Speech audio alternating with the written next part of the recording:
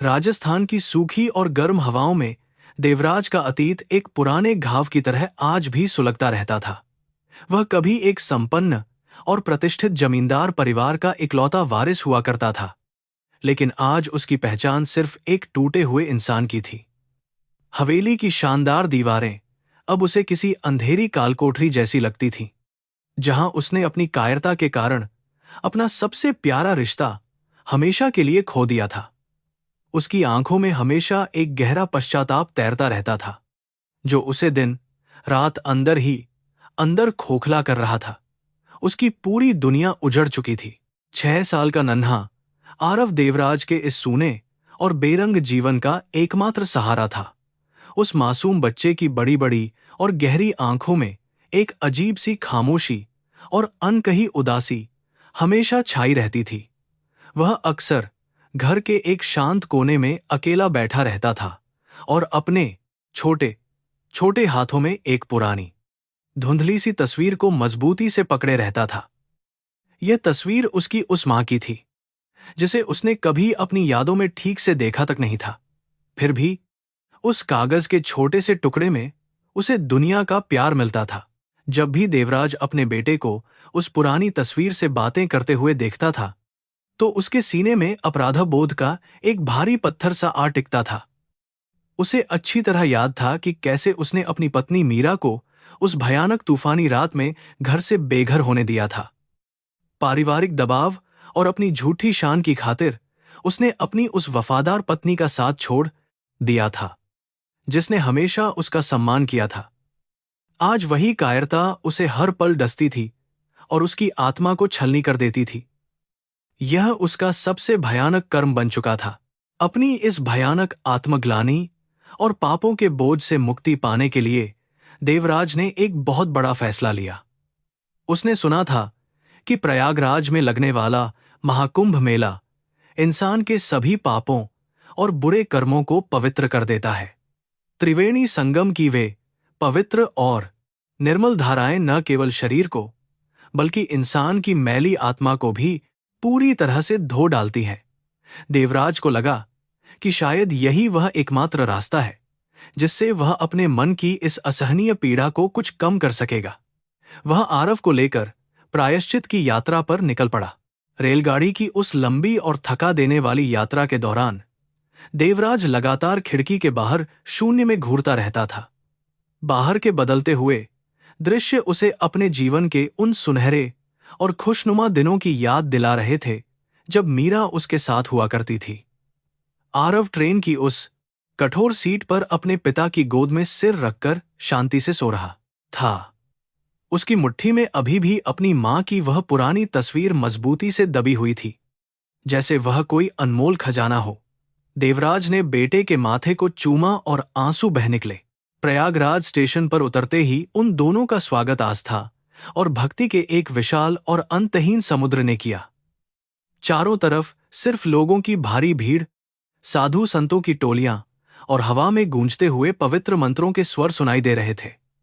यह एक ऐसी अनोखी और आध्यात्मिक दुनिया थी जो देवराज की उस पुरानी, संकीर्ण और स्वार्थी दुनिया से बिल्कुल अलग थी। नन्हे आरव की आंखें इस नए और अचरज भरे माहौल को देखकर पूरी तरह से विस्मय और हैरानी से चौड़ी हो गई थीं। उसने अपने पिता का हाथ और कसकर पकड़ लिया था। उन्होंने संगम के नजदीक ही एक छोटे और साधारण से तंबू में अपने ठहरने और रुकने का इंतजाम किया था।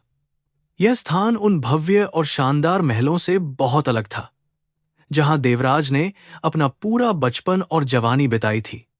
लेकिन यहां एक अजीब सी मानसिक शांति थी। बाहर बहने वाली गंगा की शीतल और पवित्र हवाएं उनके थके हुए शरीरों को एक अजीब सी राहत और सुकून प्रदान कर रही थीं।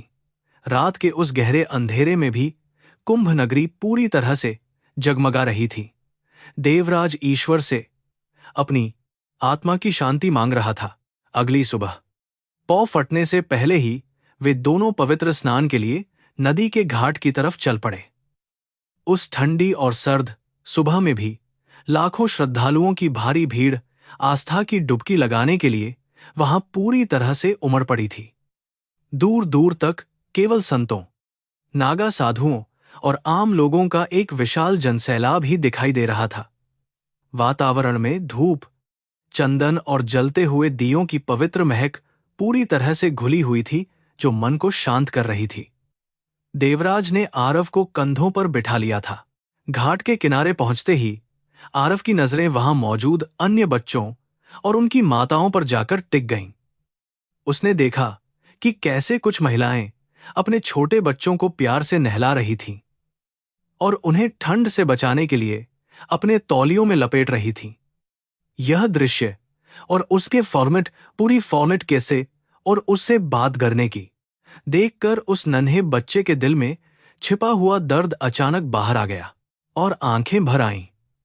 उसने अपनी मासूम आवाज में पिता से पूछा कि उसकी मां आखिर उसके साथ क्यों नहीं है और वह कब वापस लौटकर आएगी। देवराज एकदम निःशब्द होकर खामोश रह गया। देवराज ने किसी तरह अपने आंसुओं को पीते हुए नन्हे आरव को धीरे से अपने सीने से लगा लिया। उसने मन ही मन ईश्वर से प्रार्थना की कि यह पवित्र संगम का जल उसके बेटे की इस गहरी और मानसिक पीड़ा को हमेशा के लिए शांत कर दे।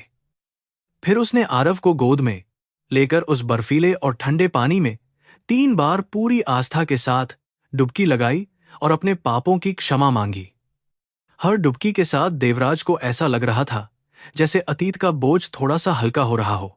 स्नान करने के बाद देवराज ने आरव को साफ और सूखे कपड़े पहनाए और उसे प्रसाद खाने के लिए दिया। कुंभ मेले के विशाल कोलाहल के बीच भी उन दोनों पिता पुत्र के बीच एक अजीब सी और गहरी खामोशी पसरी हुई थी। देवराज यह अच्छी तरह से जानता था कि केवल पानी में डुबकी लगाने से उसके अपराध कभी पूरी तरह से मिट नहीं सकते थे। असली प्रायश्चित तो तब होता जब वह आरव के इस एकाकीपन को हमेशा के लिए मिटा पाता। वह अपने विचारों में खोया हुआ मेले की भीड़ में आगे बढ़ रहा था। उसी समय हवा के एक तेज झोंके ने आरव के छोटे से हाथ से उसकी मां की वह पुरानी तस्वीर अचानक नीचे गिरा दी। तस्वीर उड़कर धूल और मिट्टी से भरी हुई उस कच्ची जमीन पर जाकर गिर पड़ी, जिससे नन्हा आरव बुरी तरह से घबरा गया। वह तेजी से रोते हुए अपनी उस अनमोल तस्वीर को उठाने के लिए आगे की तरफ दौड़ पड़ा। देवराज ने तुरंत झपटते हुए अपने बेटे का हाथ पकड़ लिया और उस तस्वीर को धूल से उठाकर अपने सीने से लगा लिया। उसे बिल्कुल भी अंदाजा नहीं था कि आगे क्या होने वाला था। आरव ने अपनी उस तस्वीर को वापस पाकर उसे अपने होठों से चूम लिया और अपनी दोनों आंखों से लगाकर रोने लगा। उसकी इस गहरी और मासूम तड़प को देखकर देवराज का कठोर हो चुका दिल भी अंदर ही अंदर पूरी तरह से टूटकर बिखर गया।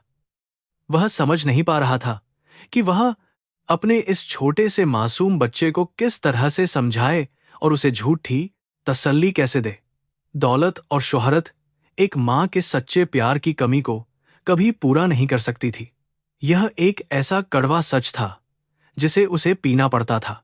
धीरे धीरे दिन ढलने लगा था और प्रयागराज के आसमान पर सिंदूरी रंग की एक बेहद खूबसूरत और मनमोहक चादर सी बिछने लगी थी। संगम के तट पर होने वाली संध्या आरती की भव्य और दिव्य तैयारियां अब पूरे जोरों शोरों के साथ चारों तरफ शुरू हो चुकी थीं। घाटों पर हजारों की संख्या में तेल के दिए जलाए जा रहे थे, जिनकी सुनहरी और झिलमिलाती रोशनी पानी की सतह पर नाच रही थी।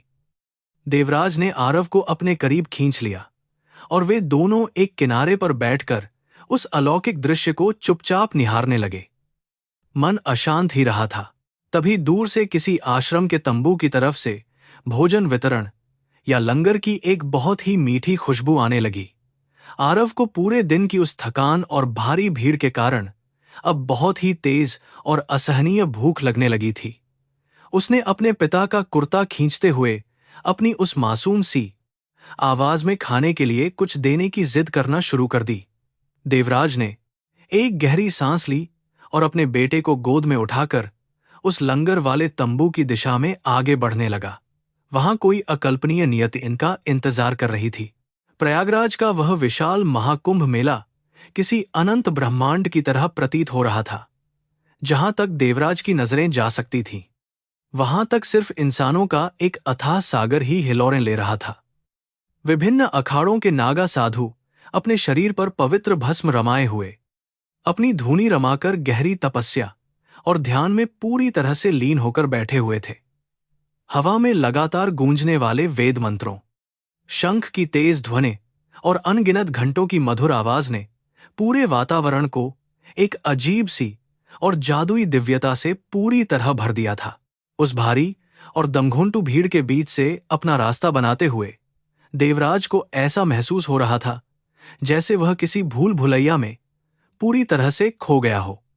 नन्हे आरव ने डर के मारे अपने पिता की उंगली को इतनी मजबूती से पकड़ रखा था कि उसकी छोटी छोटी पोरें सफेद पड़ चुकी थीं। इस विशालकाय दुनिया का यह प्रचंड शोर और कोलाहल उस मासूम बच्चे के नाजुक मन को भीतर ही भीतर बहुत ज्यादा डरा रहा था।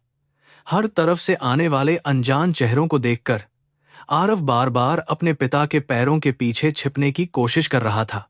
जैसे जैसे वे दोनों उस भीड़-भाड़ वाले रास्ते पर धीरे धीरे आगे बढ़ रहे थे, आरव की मासूम और उदास नजरें लगातार दूसरे छोटे बच्चों और उनके परिवारों पर जाकर टिक रही थीं।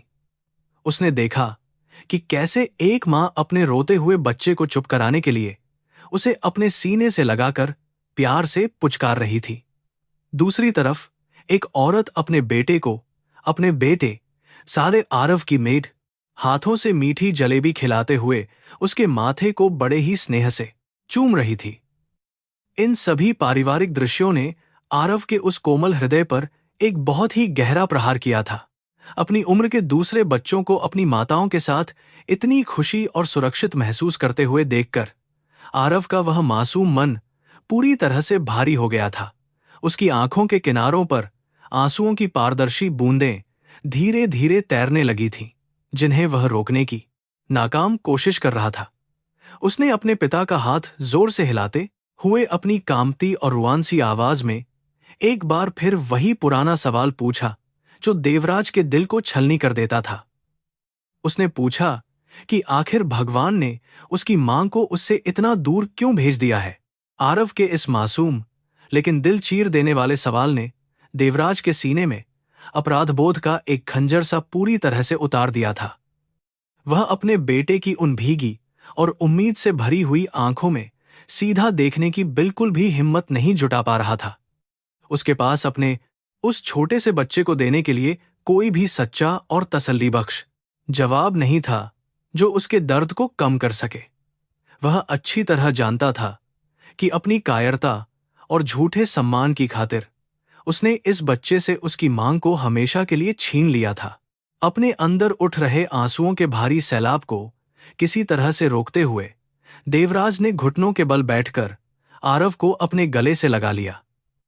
उसने अपने बेटे के गालों पर ढुलकते हुए उन गर्म आंसुओं को अपने खुरदुरे हाथों से बड़े ही प्यार से पोंछा और उसके बालों को सहलाया।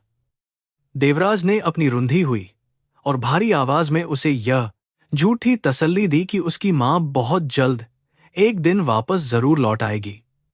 हालांकि वह खुद भी यह अच्छी तरह जानता था कि उसका यह खोखला दिलासा आरव के उस गहरे घाव को नहीं भर सकता था। अपने पिता की उन झूठी बातों से थोड़ी सी तसल्ली पाकर आरव ने अपनी सिसकियों को किसी तरह से रोकने की पूरी कोशिश की। वे दोनों फिर से उस विशाल और असीम जनसैलाब के बीच अपना रास्ता बनाते हुए लंगर की उस मीठी खुशबू की तरफ धीरे धीरे बढ़ने लगे। लंगर वाले उस बड़े से तंबू के बाहर भी सैकड़ों भूखे और थके हुए श्रद्धालुओं की एक बहुत ही लंबी कतार लगी हुई थी। देवराज ने अपने बेटे को अपने मजबूत कंधों पर उठा लिया ताकि वह उस दमघोंटू और भारी भीड़ में कहीं कुचल न जाए या बिछड़ न जाए। लंगर के उस विशाल और खुले मैदान में चारों तरफ एक अजीब सी आध्यात्मिक शांति और सेवा भाव का बहुत ही सुंदर माहौल छाया हुआ था।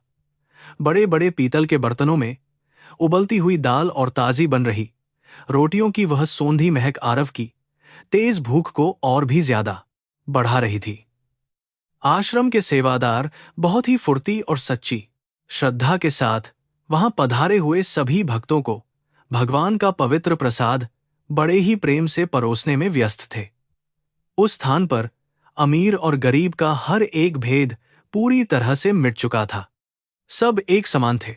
देवराज ने आरव को एक साफ और सुरक्षित जगह पर पत्तल बिछाकर बड़े ही प्यार और सावधानी के साथ जमीन पर बिठा दिया। वह खुद प्रसाद लेने के लिए उस लंबी और थका देने वाली कतार की तरफ धीरे धीरे आगे बढ़ने लगा और आरव को वहीं रुकने के लिए कहा। आरव अपनी उसी जगह पर चुपचाप बैठा हुआ अपनी छोटी छोटी और मासूम आंखों से उस पूरी जगह और वहां के माहौल को बड़े ही ध्यान से निहार रहा था। तभी उसकी नजरें लंगर बांटने वाली उस लंबी कतार में खड़ी एक विशेष महिला के चेहरे पर जाकर अचानक से टिक गईं।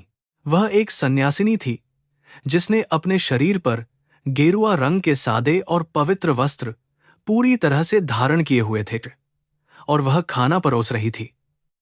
उसके चेहरे पर एक अजीब सी और दिव्य शांति साफ साफ झलक रही थी, लेकिन उसकी गहरी आंखों में एक पुराना और अनकहा दर्द भी छिपा हुआ था। आरव ने अपने छोटे से हाथ को अपनी जेब में डाला और उसमें रखी हुई अपनी मां की उस पुरानी तस्वीर को बाहर निकाल लिया। उसने तस्वीर को देखा और फिर उस गेरुआ वस्त्र धारण किए हुए सन्यासिनी के चेहरे को ध्यान से देखने लगा।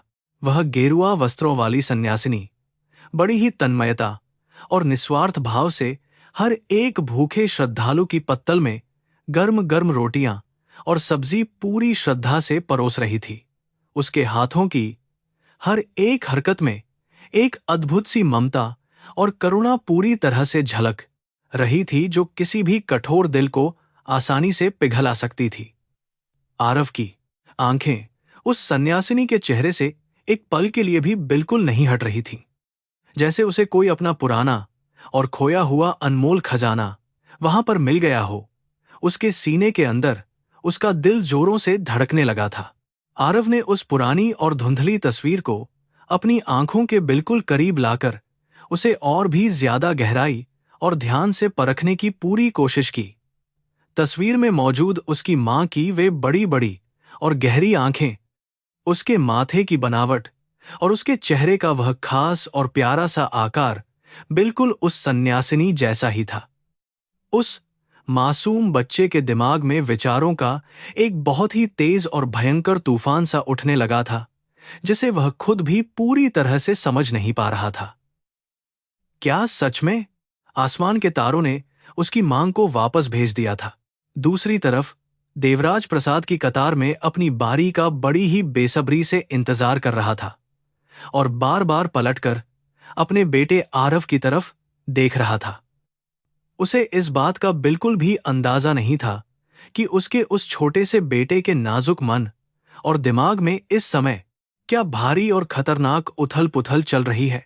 महाकुंभ के इस विशाल और पवित्र मेले में, जहां लाखों लोग अपने पुराने पापों को धोने और मोक्ष की प्राप्ति के लिए आते हैं, वहां देवराज की नियति एक अलग ही खेल खेल रही थी।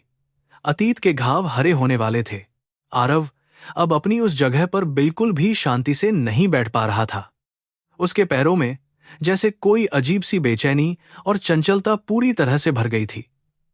वह उस सन्यासिनी के और भी ज्यादा करीब जाना चाहता था, ताकि वह उसे अपनी इन मासूम आंखों से जी भरकर और करीब से देख सके। उसने अपनी जगह से उठने की एक छोटी सी कोशिश की, लेकिन फिर उसे अपने पिता देवराज की वह सख्त हिदायत याद आ गई कि उसे हिलना नहीं है। फिर भी उस अनाथ बच्चे के लिए वह चुंबकीय खिंचाव बहुत ज्यादा ताकतवर था। आसपास के लोगों की भारी भीड़ और उस तेज शोरगुल के बावजूद आरव को सिर्फ और सिर्फ उस सन्यासिनी का वह शांत और ममतामयी चेहरा ही पूरी तरह से दिखाई दे रहा था। उसके कानों में लंगर खाने वाले लोगों की कोई भी आवाज बिल्कुल नहीं पड़ रही थी, बल्कि उसे तो सिर्फ अपनी ही धड़कनों का वह तेज शोर सुनाई दे रहा था। वह सन्यासिनी धीरे धीरे खाना परोसते हुए आरव के उस खाली और सूने पत्तल की दिशा में ही लगातार आगे की तरफ बढ़ती हुई चली आ रही थी। नियति ने उन दोनों को आमने सामने लाकर खड़ा कर दिया था। जैसे ही वह सन्यासिनी आरव से कुछ ही कदमों की दूरी पर पहुंची, हवा का एक और बहुत ही तेज और ठंडा झोंका अचानक से वहां पर आ गया। उस हवा के झोंके ने आरव के हाथों में मौजूद उसकी मां की उस पुरानी तस्वीर को एक बार फिर से उड़ाकर उस सन्यासिनी के पैरों के बिल्कुल पास जाकर गिरा दिया। आरव घबराकर अपनी जगह से तुरंत खड़ा हो गया और अपनी उस अनमोल तस्वीर को उठाने के लिए तेजी से उस सन्यासिनी की तरफ दौड़ पड़ा। समय जैसे उस एक पल के लिए पूरी तरह से थम सा गया था। आरव ने झुककर अपनी उस तस्वीर को उठाया और जब उसने अपनी नजरें ऊपर की ओर उठाईं, तो वह सीधा उस सन्यासिनी की उन गहरी और उदास आंखों में देखने लगा। उन दोनों की नजरें एक दूसरे से पूरी तरह से टकरा गईं और उस एक पल में जैसे सदियों की लंबी खामोशी और इंतजार पूरी तरह से पिघलकर बह निकला हो। आरव के मासूम होंठ धीरे धीरे कांपने लगे थे और उसकी दोनों आंखों से आंसुओं की एक अनवरत और कभी न रुकने वाली धारा तेजी से बहने लगी थी। वह अपने सामने खड़ी महिला को देखकर पूरी तरह से सुन्न हो गया था। उस गेरुआ वस्त्र धारण किए हुए सन्यासिनी ने भी जब उस छोटे से और रोते हुए बच्चे को अपने पैरों के पास खड़ा हुआ देखा, तो उसके हाथ अचानक से कांपने लगे। उसके हाथों में मौजूद रोटियों की वह टोकरी छलकने लगी थी और उसके दिल के किसी बहुत ही गहरे और अंधेरे कोने में एक अनजानी सी टीस पूरी तरह से उठने लगी थी। उसे बिल्कुल भी समझ नहीं आ रहा था कि इस अनजान और छोटे से बच्चे को देखकर उसकी यह विरक्त आत्मा अचानक से इतनी ज्यादा बेचैन और व्याकुल क्यों हो उठी है। उसने अपना हाथ आगे बढ़ाया। आरव ने उस सन्यासिनी के उस बढ़ते हुए हाथ को देखा और फिर अपनी उस पुरानी तस्वीर को देखा। उसकी खुशी का अब कोई भी ठिकाना बिल्कुल नहीं रहा था। उसके नन्हे और प्यासे होंठों से एक बहुत ही धीमी लेकिन बेहद दर्द भरी और कांपती हुई सी आवाज निकली, जिसने उस सन्यासिनी की आत्मा तक को पूरी तरह से झकझोर कर रख दिया। उसने अपनी दोनों बाहें उस सन्यासिनी की तरफ फैला दी और अपने आंसुओं के बीच से उस पवित्र शब्द का उच्चारण किया।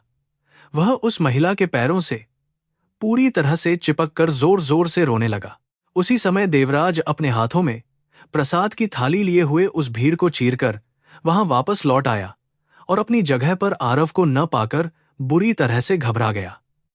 उसने घबराहट में चारों तरफ अपनी नजरें दौड़ाईं और फिर उसकी नजरें उस लंगर वाली कतार के पास खड़े अपने बेटे आरव और उस सन्यासिनी पर जाकर पूरी तरह से टिक गईं। जब देवराज ने उस सन्यासिनी का वह चेहरा देखा, तो उसके हाथों से प्रसाद की वह पूरी थाली अचानक से छूटकर जमीन पर गिर पड़ी और खाना बिखर गया।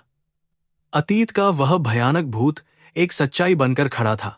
मां आरव के उन छोटे और कांपते हुए होंठों से निकला यह शब्द किसी शक्तिशाली मंत्र की तरह वातावरण में गूंज उठा था। उस मासूम बच्चे ने अपने दोनों नन्हे हाथों से उस सन्यासिनी के गेरुआ वस्त्रों को बहुत मजबूती से पकड़ लिया था। उसके गालों पर आंसुओं की गर्म धारा लगातार बह रही थी, जो उस महिला के पैरों को भिगो रही थी। वह बच्चा अपनी मां के प्यार के लिए पूरी तरह से तड़प रहा था, जिसे उसने कभी नहीं पाया था। उसका रोना बिल्कुल नहीं रुक रहा था। उस नन्हे बच्चे की दर्द भरी आवाज सुनकर साध्वी भवानी के शरीर में एक तेज बिजली सी दौड़ गई थी। उनके हाथों से रोटियों की वह भरी हुई टोकरी फिसलकर अचानक नीचे जमीन पर गिर पड़ी और सारा भोजन मिट्टी में बिखर गया। उनकी सांसें उनके गले में ही कहीं बहुत गहराई में अटक गई थीं और उनकी धड़कनें बहुत ही ज्यादा तेज हो गई थीं। उन्होंने पिछले 5 सालों में अपने अतीत को पूरी तरह से भुला देने की बहुत कोशिश की थी, लेकिन वह एक पल में ही लौट आया था। यह नियति का क्रूर खेल था। साध्वी भवानी ने धीरे से अपनी नजरें नीचे की तरफ झुकाईं और उस रोते हुए बच्चे के मासूम चेहरे को बहुत ध्यान से देखा। उस पल उनकी आंखों के सामने उनके अपने अतीत का वह भयानक और दर्दनाक मंजर किसी फिल्म की तरह पूरी तरह से घूमने लगा था। उन्हें वह तूफानी रात याद आ गई जब उन्हें उनके दूध मुन्हे बच्चे से बड़ी ही बेरहमी के साथ हमेशा के लिए अलग कर दिया गया था। वह बच्चा जिसे उन्होंने आखिरी बार देखा था, आज एक बड़ा लड़का बनकर उनके पैरों से लिपटकर जोर जोर से रो रहा था। दूसरी तरफ देवराज प्रसाद की थाली जमीन पर गिराने के बाद एक पत्थर की मूर्ति की तरह अपनी ही जगह पर पूरी तरह से जम गया था। उसकी आंखों के सामने उसकी वह पत्नी खड़ी थी जिसे उसने कई साल पहले मरा हुआ मान लिया था और जिसका उसने हमेशा शौक मनाया था। मीरा के चेहरे पर अब वह पुरानी वाली घबराहट और मासूमियत बिल्कुल भी नहीं थी, बल्कि उसकी जगह एक बहुत ही अजीब सी वैराग्य भरी शांति ने ले ली थी। देवराज को अपनी ही आंखों पर बिल्कुल देवराज के होंठ कई बार खुले और बंद हुए, लेकिन उसके सूखे हुए गले से एक भी आवाज बाहर की तरफ नहीं निकल पाई थी। उसके पैर बुरी तरह से कांप रहे थे और उसे ऐसा लग रहा था जैसे यह सारी दुनिया उसके चारों तरफ बहुत ही तेजी से घूम रही है। वह अपनी पत्नी को उन गेरुआ वस्त्रों में देखकर अंदर ही अंदर पूरी तरह से टूटकर बिखर रहा था, क्योंकि यह सब उसकी ही बड़ी गलती का नतीजा था। उसकी कायरता ने एक हंसते खेलते घर को पूरी तरह से उजाड़कर श्मशान बना दिया था। आसपास खड़े हुए सभी श्रद्धालु और आश्रम के सेवादार इस अजीब सी घटना को देखकर पूरी तरह से हैरान और बहुत ज्यादा परेशान हो गए थे। उन्हें बिल्कुल भी समझ नहीं आ रहा था कि आखिर एक अनजान और छोटा सा बच्चा अचानक से उनकी इस शांत साध्वी को मां कहकर क्यों पुकार रहा है। लंगर की वह लंबी कतार पूरी तरह से टूट चुकी थी और लोग उस रोते हुए बच्चे और साध्वी के चारों तरफ एक गोल घेरा बनाकर खड़े हो गए थे। सभी की नजरें बस उन दोनों पर ही बहुत हैरानी से टिकी हुई थीं।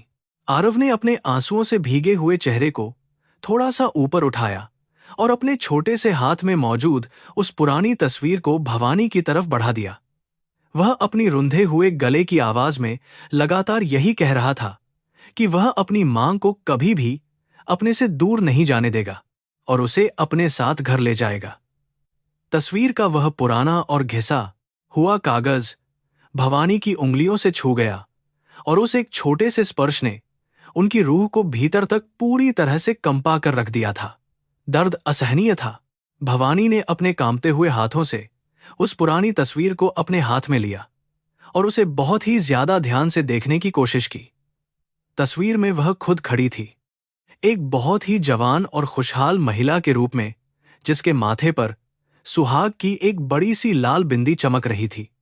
वह देवराज के साथ खड़ी होकर बहुत ही खुशी से मुस्कुरा रही थी और उसकी गोद में एक बहुत ही छोटा और प्यारा सा बच्चा था।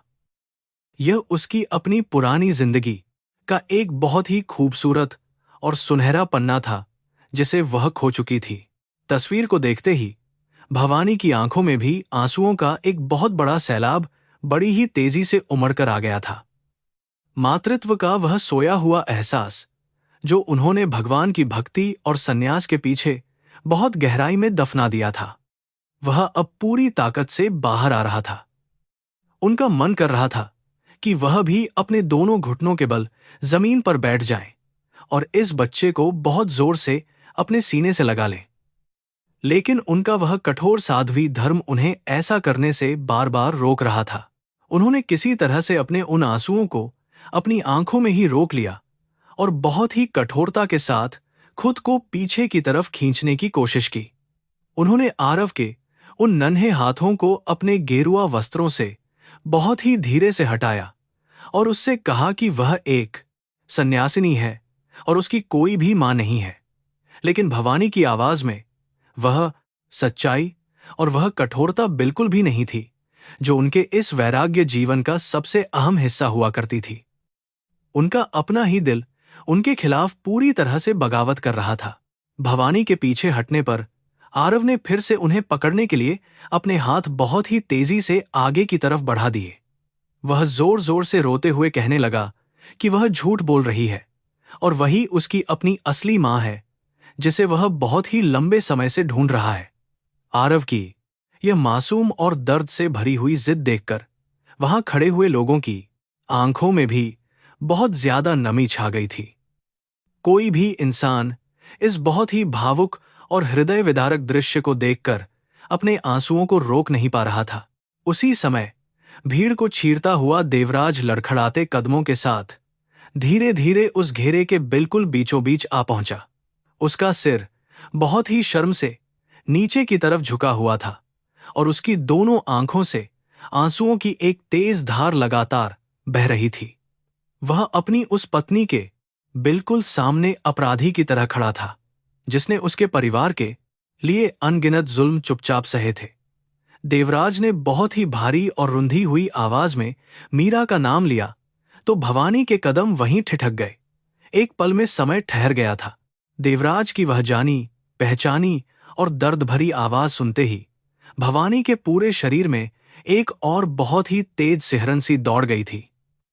उन्होंने अपनी नजरें उठाकर देवराज की तरफ देखा। वह इंसान जो कभी उनकी पूरी दुनिया हुआ करता था और जिसने उन्हें बीच मझधार में बेसहारा छोड़ दिया था, आज वह इंसान एक हारे हुए और टूटे हुए भिखारी की तरह उनके सामने दया की भीख मांगने के लिए खड़ा था। उन दोनों के बीच एक बहुत ही खामोश लेकिन बेहद तूफानी बातचीत बिना शब्दों के हो रही थी। भवानी ने अपने चेहरे पर एक बहुत ही सख्त और अजनबी भाव लाने की पूरी कोशिश की ताकि वह अपनी इस कमजोरी को छुपा सके। उन्होंने बहुत ही रूखे और वैराग्यपूर्ण स्वर में कहा कि जिस मीरा को वह यहां पर पुकार रहा है वह बहुत पहले ही मर चुकी है। उन्होंने देवराज से कहा कि वह अब सिर्फ और सिर्फ साध्वी भवानी है जिसने अपना पूरा जीवन ईश्वर की सेवा और भक्ति के लिए पूरी तरह से समर्पित कर दिया है। यह सुनकर देवराज अपने घुटनों के बल नीचे जमीन पर गिर पड़ा। देवराज ने अपने दोनों हाथों को जोड़कर बहुत ही ज्यादा गिड़गिड़ाते हुए भवानी से अपने किए हुए उन सभी गुनाहों की माफी मांगना शुरू कर दिया। उसने कहा कि वह जानता है कि उसकी गलतियों को कभी भी माफ नहीं किया जा सकता, लेकिन इस मासूम बच्चे का इसमें कोई भी दोष नहीं है। देवराज ने रोते हुए बताया कि आरव ने पिछले 5 सालों में एक भी दिन ऐसा नहीं गुजारा है जब उसने अपनी मांग की इस पुरानी तस्वीर को न चूमा हो। यह सुनकर भवानी के संयम का बांध फिर से टूटने लगा। भवानी ने बहुत ही बेबसी के साथ अपनी आंखें बंद कर लीं और ईश्वर से इस कठिन परीक्षा में अपनी मदद करने की गुहार लगाने लगी। उन्हें ऐसा लग रहा था कि उनका दिल किसी बहुत ही भारी हथौड़े से बार बार उनके सीने के अंदर बहुत जोरों से पीटा जा रहा है। एक तरफ उनका वह कड़ा संन्यास धर्म था जिसने उन्हें इस दुनिया में एक नया जीवन दिया था, और दूसरी तरफ उनके अपने ही खून की बहुत दर्द भरी पुकार थी। वह पूरी तरह से एक अजीब धर्म संकट में बहुत बुरी तरह फंस गई थी। आरव अभी भी भवानी के उन गेरुआ कपड़ों को पकड़कर लगातार रो रहा था और उसे छोड़ने के लिए बिल्कुल भी तैयार नहीं हो रहा था। उसने अपनी रुंधी हुई आवाज में भवानी से बहुत ही मासूमियत के साथ पूछा कि क्या वह सच में इतनी बुरी है कि उसकी मां उसे हमेशा के लिए छोड़कर चली गई। एक छोटे से बच्चे के इस मासूम सवाल ने भवानी के बचे खुचे सारे संयम और कठोरता को पूरी तरह से चकनाचूर करके रख दिया था। उनका हृदय एक मां की तरह जोर से धड़कने लगा था। भवानी ने अपने दोनों हाथों से अपने चेहरे को पूरी तरह से ढक लिया और एक बहुत ही लंबी और दर्द भरी चीख उनके गले से निकल पड़ी। यह चीख उस सन्यासिनी की बिल्कुल नहीं थी जिसने दुनिया छोड़ दी थी, बल्कि यह उस बेबस और लाचार मां की चीख थी जिसका बच्चा तड़प रहा था। उन्होंने आरव को अपनी बाहों में भरने के लिए अपने हाथ आगे बढ़ाए, लेकिन फिर अचानक उन्हें आश्रम के बड़े गुरुजी के शब्द याद आ गए। मोह सबसे बड़ा पाप और एक सन्यासी का पतन माना जाता है। उन्होंने बहुत ही मजबूरी में अपने उन बढ़ते हुए हाथों को वापस खींच लिया और बिना कुछ भी कहे वहां से बहुत तेजी से पीछे मुड़ गईं। वह रोते हुए आरव और घुटनों पर बैठे देवराज को उसी भीड़ के बीच बिल्कुल अकेला छोड़कर अपने आश्रम के उस अंधेरे तंबू की तरफ भागने लगी। उनकी आंखों से आंसुओं की नदियां बह रही थीं और उनका दिल बहुत ही जोर जोर से रो रहा था, लेकिन वह अब पीछे मुड़कर नहीं देख सकती थी। यह उनके जीवन की एक बहुत ही बड़ी और भयानक हार थी। पीछे छूट गया। नन्हा आरव अपनी उस खोई हुई मां को फिर से जाते हुए देखकर बहुत ही जोर से चीखा और भागने की कोशिश करने लगा, लेकिन देवराज ने उसे बहुत ही मजबूती के साथ अपने सीने से लगा लिया ताकि वह उस भारी भीड़ के बीच कहीं खो न जाए या कुचला न जाए। कुंभ मेले के उस पवित्र प्रांगण में आज एक परिवार का सबसे बड़ा मिलन होते होते फिर से अधूरा रह गया था।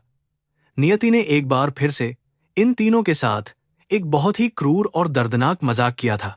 संगम की उन पवित्र और निर्मल लहरों का शोर अब भी वैसा ही था, लेकिन देवराज के जीवन में एक भयंकर तूफान पूरी तरह से आ चुका था।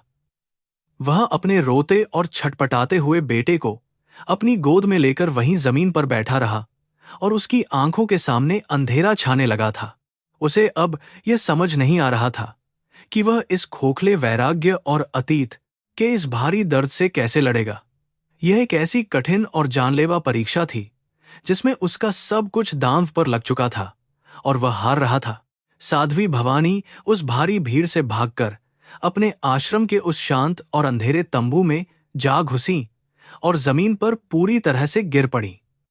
उनके होठों से एक बहुत ही गहरी और दर्द भरी सिसकी निकली, जिसने उस छोटे से तंबू की खामोशी को पूरी तरह से चीर कर रख दिया।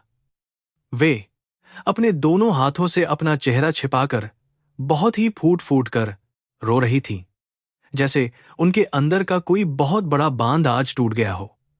आज 5 साल बाद उनका अतीत एक खौफनाक परछाई की तरह फिर से उनके सामने आ खड़ा हुआ था। उनका मन बहुत ही तेजी से अतीत की उन काली और डरावनी खाइयों में पीछे की तरफ फिसलने लगा था, जिन्हें वह भूलना चाहती थीं।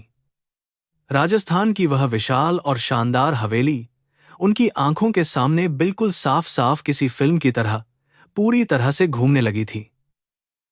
वह एक बहुत ही गरीब और साधारण परिवार की लड़की थी, जिसे देवराज ने अपने प्यार के बल पर अपनी पत्नी बनाकर उस हवेली में लाया था।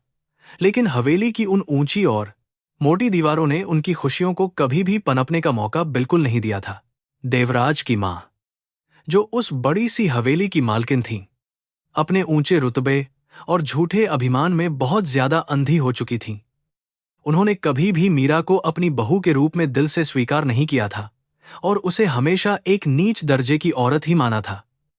हवेली में मीरा का जीवन किसी बहुत ही बुरी और भयानक नर्क से कम नहीं था, जहां उसे हर दिन बहुत ही ज्यादा ताने और अपमान सहने पड़ते थे। उसका जीवन उन भारी और मोटी दीवारों के बीच पूरी तरह से घुटकर रह गया था। मीरा ने अपने पति देवराज के सच्चे प्यार की खातिर उन सभी कठोर और कड़वे घूंटों को हमेशा चुपचाप पूरी तरह से पी लिया था। जब आरव का जन्म हुआ तो मीरा को लगा था कि शायद अब उस बड़ी हवेली में उसके दिन पूरी तरह से बदल जाएंगे। लेकिन एक गरीब मां का खून उस हवेली के वारिस में होना उसकी सास के लिए एक बहुत ही बड़ा और असहनीय कलंक बन चुका था।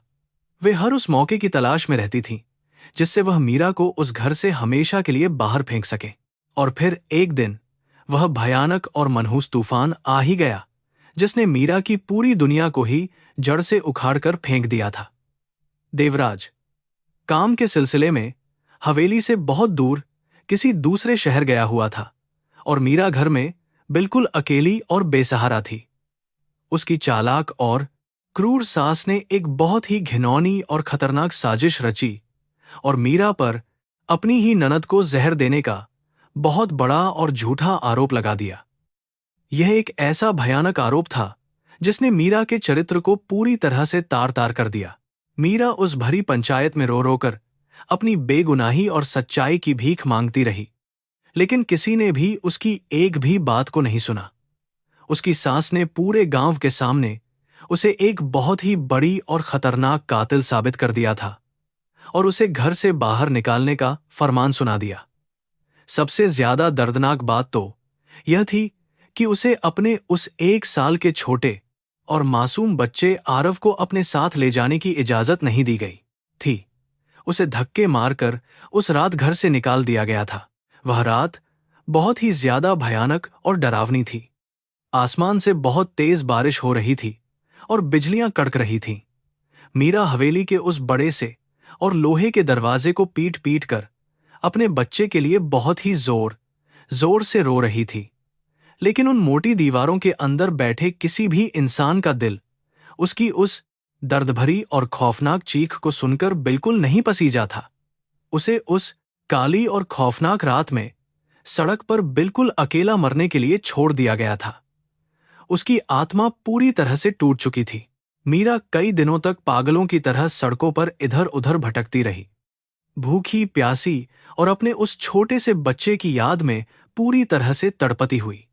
उसे लगता था कि देवराज जब भी वापस लौट कर आएगा तो वह उसे ढूंढ लेगा और उसे अपने साथ अपने घर वापस ले जाएगा। लेकिन देवराज कभी भी नहीं आया, क्योंकि उसकी मां ने उसे यह झूठी और मनगढ़ंत कहानी बता दी थी कि मीरा किसी और आदमी के साथ भाग गई है। देवराज ने अपनी मां की उस झूठी बात पर विश्वास कर लिया था। जब मीरा की सारी उम्मीदें पूरी तरह से टूट गईं और उसे लगा कि अब उसके जीने का कोई भी मतलब नहीं बचा है, तो उसने एक दिन पास ही बहने वाली उस गहरी और तेज नदी में छलांग लगाकर अपनी जान देने की पूरी कोशिश की थी। लेकिन नियति को कुछ और ही मंजूर था। नदी की तेज लहरों ने उसे बहते हुए एक आश्रम के बिल्कुल किनारे पर लाकर छोड़ दिया था। वहां के गुरुजी ने उसे पानी से बाहर निकाला और उसकी जान बचाकर उसे एक नया जीवन प्रदान किया। गुरुजी ने मीरा को यह समझाया कि यह भौतिक शरीर नश्वर है और असली जीवन तो भगवान की सच्ची भक्ति में ही है। उन्होंने मीरा को सन्यास की दीक्षा दी और उसे मीरा से साध्वी भवानी बना दिया। एक ऐसा जीवन जिसमें कोई भी मोह या माया नहीं थी। भवानी ने अपने अतीत की उन सभी दर्दनाक यादों को एक बहुत ही गहरे और अंधेरे कुएं में पूरी तरह से दफन कर दिया था। वह भूल चुकी थीं कि वह कभी एक मां भी थीं, लेकिन आज वह यादें फिर से बाहर आ गई थीं। तंबू के बाहर से अभी भी कुंभ मेले का वह तेज और भारी शोर पूरी तरह से सुनाई दे रहा था। भवानी अपने उन गेरुआ वस्त्रों को कसकर पकड़े हुए थीं, जैसे वह वस्त्र ही उनके उस वैराग्य की आखिरी और सबसे मजबूत ढाल हों। लेकिन आज उनके अंदर की वह सोई हुई मां पूरी तरह से झाग चुकी थी और वह अपने बच्चे की एक छोटी सी झलक पाने के लिए बहुत तड़प रही थी। उनका शरीर कांप रहा था और आंखों से बहते आंसुओं ने उनके पूरे चेहरे को भिगो दिया था। उसी समय तंबू का वह पर्दा धीरे से हटा और आश्रम के मुख्य गुरुजी वहां पर अंदर की तरफ प्रवेश कर गए। उन्होंने भवानी को जमीन पर इस तरह से रोते हुए देखा तो वह सब कुछ बहुत ही आसानी से समझ गए कि क्या हुआ है। गुरुजी ने बहुत ही शांत और गंभीर स्वर में भवानी से कहा कि जो कुछ भी आज यहां हुआ है वह उनके पिछले कर्मों का ही एक हिस्सा है।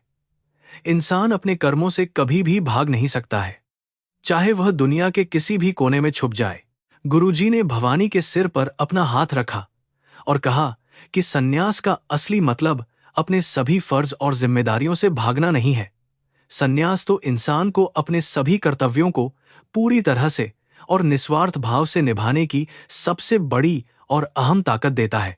उन्होंने भवानी को याद दिलाया कि वह बच्चा आरव उसका ही अपना अंश है और उसके प्रति उसका यह कर्तव्य सबसे ज्यादा बड़ा और महान है। यह सुनकर भवानी ने बहुत ही हैरानी से गुरु जी की तरफ देखा।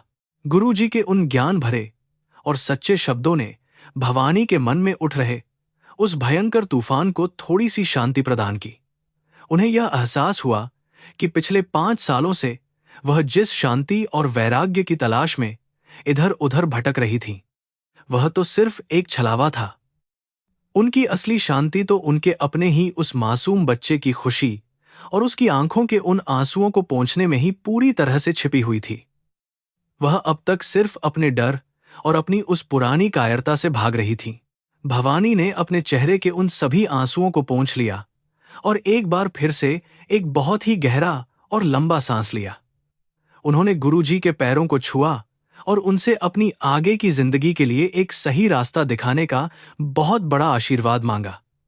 अब उनके अंदर एक बहुत ही अजीब सी और नई ताकत आ गई थी, जो उन्हें उनके उस अधूरे फर्ज को पूरा करने के लिए प्रेरित कर रही थी।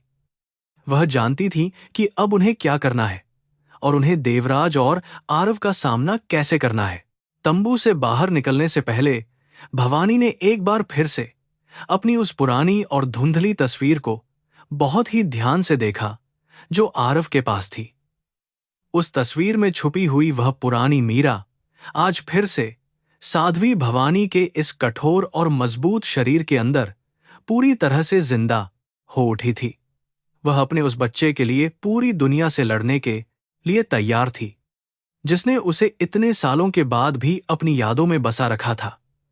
यह एक माँ के अपने बच्चे के प्रति सबसे सच्चे प्यार की ताकत थी। तंबू के बाहर का वातावरण कुंभ मेले के भारी शोरगुल और भजनों की तेज आवाजों से पूरी तरह गूंज रहा था। साध्वी भवानी ने जैसे ही बाहर कदम रखा, उनका सामना फिर से अपने अतीत से हो गया। आश्रम के ठीक पीछे वाले उस शांत हिस्से में देवराज अपने बेटे आरव को सीने से लगाए उनका इंतजार कर रहा था। उसकी आंखें लाल हो चुकी थीं और चेहरे पर गहरी बेबसी थी। नियति ने आज इन तीनों को एक ऐसे मोड़ पर लाकर खड़ा कर दिया था जहां से वापस लौटना बहुत मुश्किल था। सब कुछ खामोश था। भवानी को अपनी तरफ आते देखकर देवराज बिना एक भी पल गनवाए उनके पैरों के पास घुटनों के बल जमीन पर गिर पड़ा। उसने अपने दोनों हाथों को बहुत ही मजबूती से जोड़ लिया और बच्चों की तरह फूट फूट कर रोने लगा। उसने रुंधी हुई आवाज में भवानी से कहा कि वह बहुत बड़ा पापी है, जिसने अपनी मां की झूठी बातों में आकर अपनी वफादार पत्नी को घर से निकाल दिया था। देवराज ने रोते हुए यह भी बताया कि पिछले 5 सालों में उसने एक भी दिन चैन की सांस नहीं ली है और यह ग्लानि उसे रोज मारती है। देवराज के इन आंसुओं और उसकी इस दर्दभरी हालत को देखकर भवानी के अंदर का वह पुराना घाव फिर से हरा होने लगा था। उन्हें वह खौफनाक और तूफानी रात याद आ गई जब इसी देवराज ने उन्हें बेसहारा और बिल्कुल अकेला मरने के लिए सड़क पर छोड़ दिया था। उनका दिल एक तरफ देवराज की इस दयनीय हालत पर पिघलना चाहता था, लेकिन दूसरी तरफ उस भयानक धोखे का दर्द उन्हें बार बार कठोर बना रहा था। उन्होंने अपने अंदर उमड़ रहे उस भावनाओं के भयंकर तूफान को बहुत ही सख्ती से दबाने की कोशिश की। भवानी ने अपना चेहरा दूसरी तरफ मोड़ लिया और बहुत ही ठंडी और कठोर आवाज में देवराज से बात करना शुरू की। उन्होंने कहा कि जिस मीरा से वह आज यहां माफी मांगने के लिए आया है, वह उस भयानक रात के अंधेरे में ही पूरी तरह से मर चुकी है।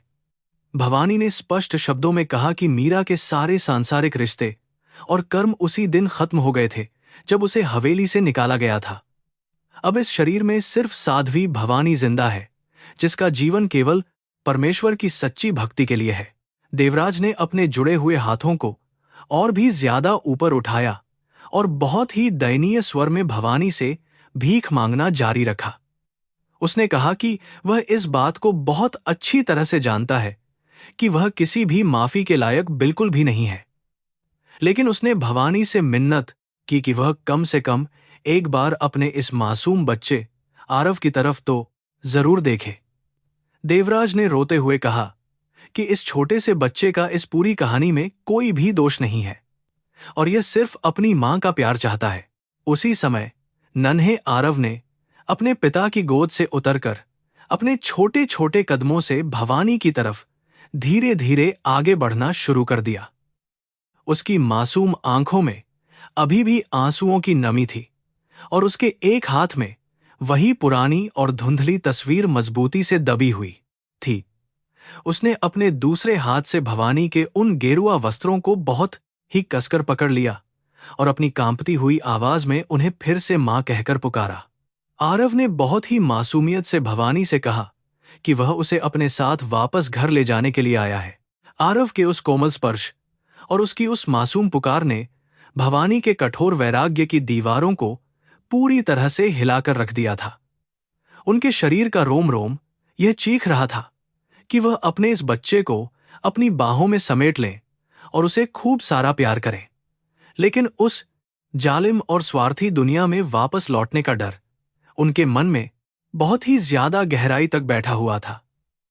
उन्हें डर था कि वह झूठा समाज फिर से उन दोनों को अलग कर देगा। इसीलिए उन्होंने अपने कदम धीरे से पीछे खींच लिए।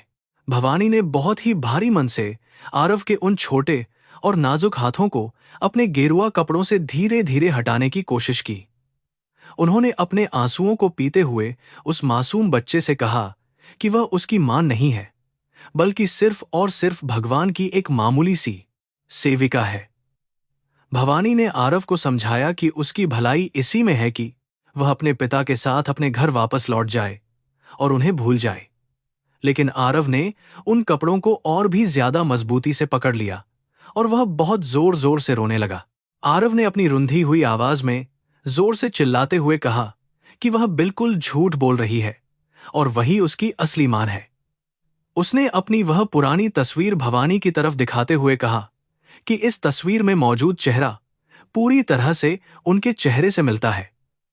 आरव ने अपने आंसुओं को पोंछा और भवानी के पैरों से पूरी तरह से चिपक कर उन्हें वापस घर चलने की जिद करने लगा।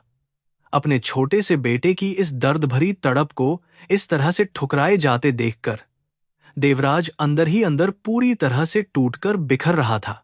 देवराज अब और ज्यादा बर्दाश्त नहीं कर सका और उसने बहुत ही टूटे हुए लेकिन थोड़े ऊंचे स्वर में भवानी से एक सीधा सवाल पूछा। उसने कहा कि जो मीरा कभी इस पूरी दुनिया में सबसे ज्यादा दयालु और कोमल हृदय वाली महिला हुआ करती थी, वह आज इतनी ज्यादा पत्थरदिल कैसे हो सकती है? देवराज ने भवानी के उन गेरुआ कपड़ों की तरफ इशारा करते हुए पूछा कि क्या इस सन्यास और वैराग्य ने उनके अंदर की ममता को पूरी तरह से मार दिया है?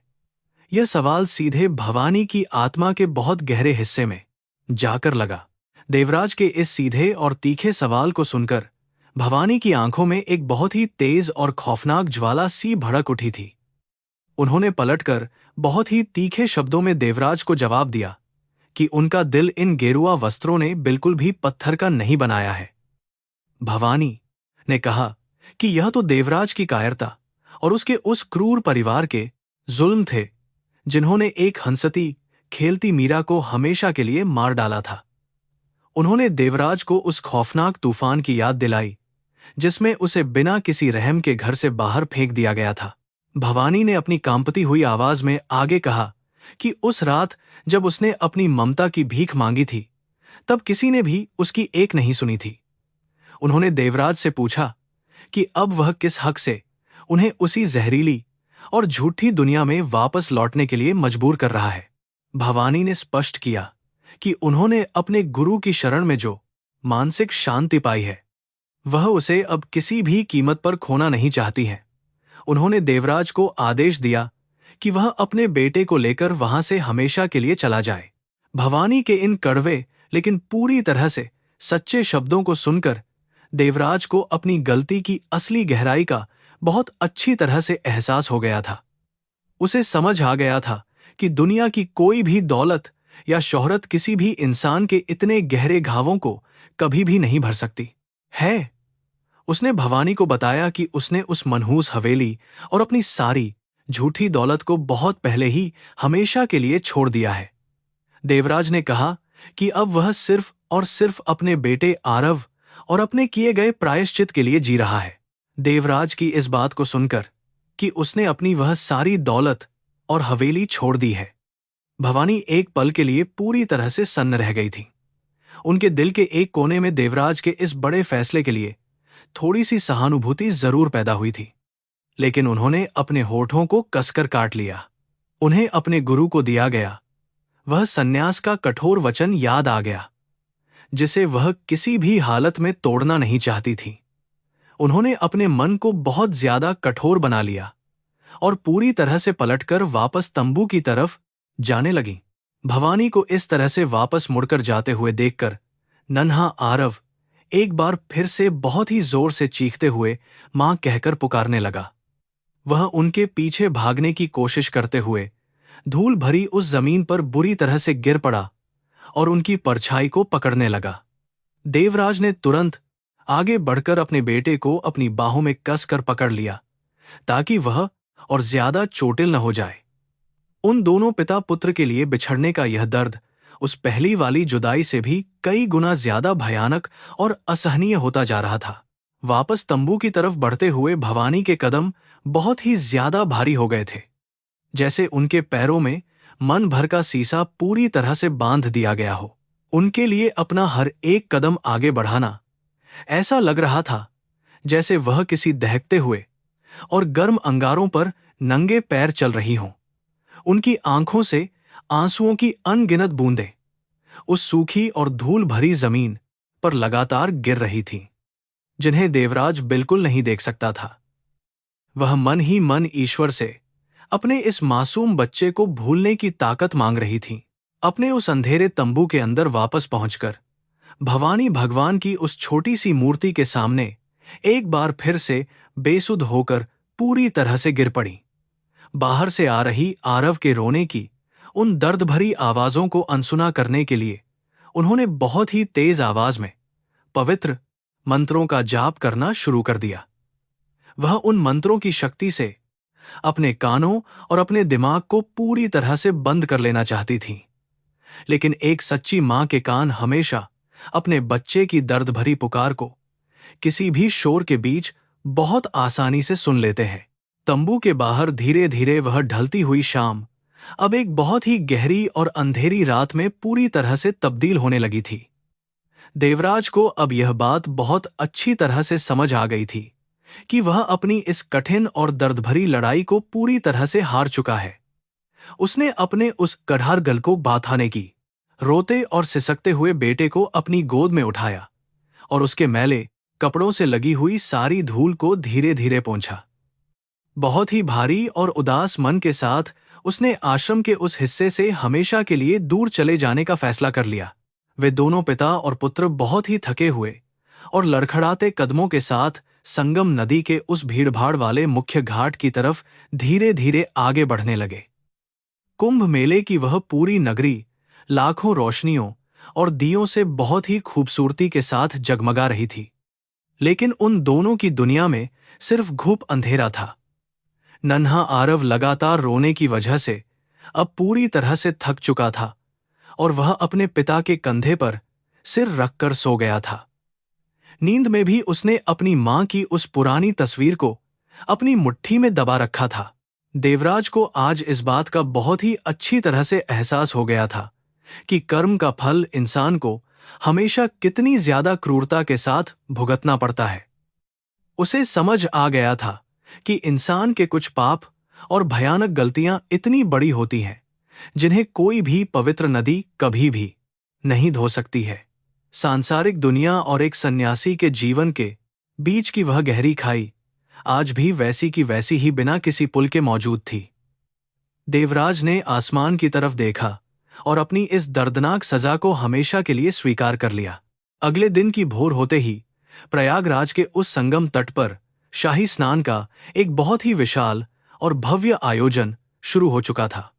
यह कुंभ मेले का सबसे पवित्र और महत्वपूर्ण दिन माना जाता था, जिसमें स्नान करने के लिए करोड़ों की संख्या में श्रद्धालुओं की भारी भीड़ उमड़ पड़ी थी। देवराज और आरव भी उस विशाल जनसैलाब का एक छोटा सा हिस्सा बनकर नदी के उस मुख्य घाट की तरफ धीरे धीरे आगे बढ़ रहे थे। देवराज जल्द से जल्द इस पवित्र नगरी को छोड़कर हमेशा के लिए दूर चले जाना चाहता था ताकि आरव उस दर्द को भूल सके। लेकिन उस दिन भीड़ का दबाव कुछ इतना ज्यादा था कि लोगों के लिए सांस लेना भी बहुत मुश्किल हो रहा था। हर तरफ सिर्फ और सिर्फ लोगों के सिर ही दिखाई दे रहे थे और उस विशाल सागर में चलने के लिए तिल रखने तक की जगह नहीं बची थी। देवराज ने नन्हे आरव को अपने मजबूत कंधों पर बिठाने की कोशिश की, लेकिन पीछे से आने वाले लोगों के भारी धक्कों के कारण वह अपना संतुलन नहीं बना पा रहा था। घाट के किनारे पर पहुंचते ही अचानक से वहां का पूरा माहौल बहुत ही ज्यादा तनावपूर्ण और डरावना होने लगा था। उसी समय आश्रम के उस ऊंचे और सुरक्षित हिस्से में खड़ी साध्वी भवानी का मन अचानक से बहुत ही ज्यादा बेचैन और व्याकुल होने लगा था। उन्होंने रात भर भगवान की मूर्ति के सामने बैठकर उस बच्चे को भूलने की बहुत कोशिश की थी, लेकिन उनका दिल किसी अनहोनी की आशंका से बुरी तरह से घबरा रहा था। उनकी नजरें बेतहाशा उस घाट की तरफ ही लगी हुई थीं, जहां लाखों लोग एक साथ स्नान करने के लिए बुरी तरह से उमड़ रहे थे। उनके कानों में अभी भी आरव की वह मासूम और दर्द भरी पुकार बार बार गूंज रही थी। तभी अचानक नदी के किनारे पर किसी बड़ी अफवाह या डर की वजह से लोगों के बीच एक भयानक और जानलेवा भगदड़ मच गई। स्नान के लिए आगे बढ़ने की होड़ में पीछे वाले लोगों ने आगे वालों को बहुत ही जोर से धक्का देना शुरू कर दिया था। उस संकरे घाट पर लोग एक दूसरे के ऊपर बुरी तरह से गिरने लगे और चारों तरफ सिर्फ चीख पुकार और भयानक हाहाकार मचने लगा। एक ही पल में आस्था का वह बहुत ही पवित्र महासागर एक खौफनाक और जानलेवा मौत के कुएं में पूरी तरह से तब्दील हो गया था। उस भयानक भगदड़ और भारी धक्का-मुक्की के बीच देवराज अपने और अपने बेटे आरव के शरीर का संतुलन पूरी तरह से खोने लगा था। पीछे से आने वाले उस इंसानी सैलाब ने उसे इतनी जोर से धक्का मारा कि वह बुरी तरह से लड़खड़ाकर जमीन पर गिर पड़ा। इसी भयानक खींचतान के बीच नन्हा आरव देवराज की मजबूत पकड़ से अचानक फिसल गया और उस मौत की भीड़ के बिल्कुल बीचों बीच जा गिरा। देवराज ने चीखते हुए अपने हाथ आगे बढ़ाए, लेकिन लोगों के अनगिनत पैरों ने उसे कुचलते हुए आरव से बहुत ज्यादा दूर फेंक दिया था। नन्हा और मासूम आरव उन हजारों अनजान और भागते हुए पैरों के बीच जमीन पर गिरकर बहुत ही जोर जोर से रो रहा था। धूल और मिट्टी के उस भयानक बवंडर में उसे कुछ भी साफ साफ दिखाई नहीं दे रहा था और वह मौत के बिल्कुल करीब था। अपनी जान बचाने के जमीन पर वह कारान दे पूछारी लिए भागते हुए उन अंधे लोगों को यह बिल्कुल भी दिखाई नहीं दे रहा था कि उनके पैरों के नीचे एक छोटा सा बच्चा कुचला जा रहा है। आरव ने डर के मारे अपनी आंखें बंद कर लीं और अपनी मां को अपनी पूरी ताकत से बहुत जोर से पुकारा। आश्रम की उस ऊंची जगह से भवानी ने भगदड़ को देखा और उनके अंदर की आत्मा ने खतरे को भांप लिया। भारी शोरगुल के बीच भी मातृत्व की उस अदृश्य शक्ति ने आरव की दर्द भरी चीख को भवानी के कानों तक बहुत आसानी से पहुंचा दिया था। उन्होंने घाट की तरफ देखा तो उन्हें उस धूल भरी और भागती हुई भीड़ के बीच एक छोटा सा शरीर जमीन पर गिरा हुआ दिखाई दिया। उस एक ही पल में भवानी के अंदर का वह कठोर सन्यासी हमेशा के लिए पूरी तरह से मर गया था और मां जाग उठी। उनके हाथों से रुद्राक्ष की वह पवित्र माला अचानक छूटकर जमीन पर गिर पड़ी और मोती चारों तरफ बिखर गए। भवानी ने अपने गेरुआ वस्त्रों या दुनिया के किसी भी नियम की बिल्कुल परवाह नहीं की और एक पागल शेरनी की तरह भीड़ की तरफ दौड़ पड़ी। अब वह कोई वैरागी साध्वी भवानी बिल्कुल भी नहीं थी, बल्कि सिर्फ और सिर्फ एक तड़पती हुई मां मीरा थी जो अपने बच्चे को बचाने जा रही थी। उनका हर एक कदम उनके उस पुराने और सच्चे प्यार की एक बहुत ही बड़ी और मजबूत गवाही पूरी तरह से दे रहा था। घाट की तरफ भागते हुए और भवानी को उस खौफनाक और जानलेवा भीड़ का बहुत ही भयंकर और विपरीत दिशा में सामना करना पड़ रहा था। लोग अपनी जान बचाने के लिए पीछे की तरफ भाग रहे थे, जबकि वह अकेली उस मौत के कुएं के बिल्कुल बीच में घुसने की कोशिश कर रही थी। कई लोगों के भारी झटके उन्हें लगे, जिससे वह कई बार जमीन पर गिरीं भी, लेकिन उन्होंने हार नहीं मानी और हर बार तुरंत खड़ी हो गईं। उनके शरीर पर कई चोटें आ चुकी थीं, लेकिन उनके मन में सिर्फ अपने बच्चे को सही सलामत बचाने की एक ही धुन थी। बेरहम और भागते हुए इंसानों को धक्का देते हुए और उनके पैरों के बीच से रास्ता बनाते हुए वह आखिरकार आरव के बिल्कुल करीब पहुंच गईं। उन्होंने देखा कि वह मासूम बच्चा अपने हाथों से सिर को छिपाए हुए धूल में पड़ा है और एक आदमी उस पर पैर रखने ही वाला है। मौत को आरव के इतने करीब देखकर मीरा की आंखों में खून उतर आया और गले से खौफनाक चीख निकल पड़ी। वह अपनी पूरी ताकत लगाकर उस भागती हुई भारी भीड़ और अपने छोटे से बेटे आरव के बीच में एक मजबूत दीवार बनकर कूद पड़ी। मीरा ने आरव को अपनी बाहों में बहुत ही मजबूती से समेट लिया और अपने शरीर को उसके ऊपर ढाल की तरह पूरी तरह से झुका लिया। भीड़ के अनगिनत पैर और भारी जूते अब आरव की जगह मीरा की पीठ और कंधों पर बहुत ही बेरहमी के साथ पड़ रहे थे। हर एक दर्दनाक प्रहार के साथ उनके मुंह से गहरी कराह निकल रही थी, लेकिन उन्होंने आरव के ऊपर से अपनी मजबूत पकड़ को थोड़ा सा भी ढीला नहीं होने दिया। उनका गेरुआ वस्त्र अब पूरी तरह से धूल और खून से लाल होकर बहुत ही ज्यादा खराब हो चुका था। अपनी पीठ पर बरसने वाली सभी दर्दनाक चोटों को सहते हुए भी मीरा को अपने सीने से लगे हुए आरव की सुरक्षित सांसें साफ सुनाई दे रही थीं। आरव ने जब उस जानी पहचानी ममतामयी महक को महसूस किया तो उसने तुरंत अपनी आंखें खोलीं और अपनी मांग को अपने परतूगा बिल्कुल ऊपर पाया। उस जानलेवा दर्द और खौफनाक माहौल के बीच भी उन दोनों मां बेटे की आंखों ने एक दूसरे को बहुत ही गहरे प्यार और शांति के साथ देखा। आरव ने अपना छोटा सा हाथ मीरा के खून से इसने गाल पर रखा और एक बार फिर उन्हें मां पुकारा। दूसरी तरफ देवराज लोगों के धक्के खाकर और बुरी तरह घायल होकर किसी तरह भीड़ को चीरता हुआ वापस उसी जगह पर पहुंचने में सफल हो गया था। जब उसने वहां पहुंचकर वह दृश्य देखा तो सांसें गले में ही पूरी तरह से अटक गईं और पैरों तले जमीन खिसक गई। उसने देखा कि जिस मीरा को उसने अपनी झूठी शान के लिए घर से निकाला था, आज वही मीरा अपनी जान पर खेलकर उसके वंश को बचा रही है। यह देवराज की कायरता के मुंह पर एक सच्चे प्यार और महान बलिदान का सबसे बड़ा और बहुत ही करारा तमाचा था। धीरे धीरे पुलिस और सुरक्षा कर्मियों ने बहुत ही कड़ी मशक्कत के बाद उस खौफनाक भगदड़ पर किसी तरह से काबू पा लिया और लोगों को सुरक्षित जगहों पर भेजा। जब वह धूल और मिट्टी का भारी गुबार थोड़ा सा छंटा तो सभी की नजरें उस घाट के किनारे पर पड़ी। लहूलुहान महिला और बच्चे पर टिक गईं। देवराज रोते हुए पागलों की तरह भागकर उन दोनों के पास पहुंचा और उसने कांपते हाथों से मीरा को धीरे से सीधा करने की कोशिश की।